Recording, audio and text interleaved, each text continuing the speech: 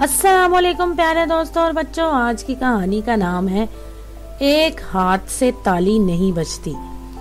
امی، میں آئندہ خرم کے ساتھ نہیں کھیلوں گا۔ شہزاد نے منہ بناتے ہوئے اپنی امی سے کہا۔ کیوں، کیا بات ہو گئی بیٹا؟ امی، وہ جب بھی میرے ساتھ کرکٹ کھیلتا ہے تو بے ایمانی کرتا ہے، آؤٹ ہی نہیں مانتا۔ بیٹا، مل باندھ کر کھیلا کرو، لڑنا بری بات ہے، شہزاد کی امی نے اسے سمجھاتے ہوئے کہا۔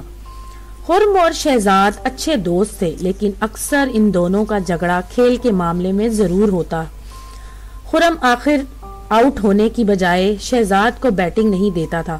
ایک بار خرم شہزاد کے گھر آیا اور اس نے اپنے رویے کی معافی مانگتے ہوئے کہا کہ آئندہ وہ کبھی بھی کھیل میں بے ایمانی نہیں کرے گا، مگر شہزاد منہ پھلائے بیٹھا رہا۔ مجبوراً خرم واپس چلا گیا۔ بیٹے، جب خرم تم سے معافی مانگنے آیا تو تم مان رہے کیوں نہیں تھے؟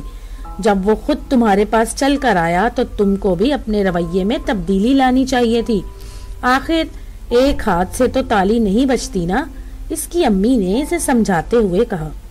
ٹھیک ہے امی، اب اگر خرم آیا تو میں شہزاد، اب تمہیں اس کے آنے جانے کا انتظار نہیں کرنا چاہیے، بلکہ تمہیں خود اس کے پاس جانا چاہیے، کیونکہ وہ تو تمہارے پاس ایک بار آ چکا ہے، شہزاد کی امی نے اس کی بات کاٹتے ہوئے کہا۔ ٹھیک ہے امی، میں خود خرم کے پاس جا رہا ہوں، شہزاد نے کہا اور خرم کے پاس چلا گیا۔ تو دوستو، اس کہانی سے ہمیں یہ سبق ملتا ہے، محبت یا عداوت دونوں طرف سے ہوتی ہے، صرف ایک فریق کی زیادتی سے لڑائی جھگڑا نہیں ہوتا۔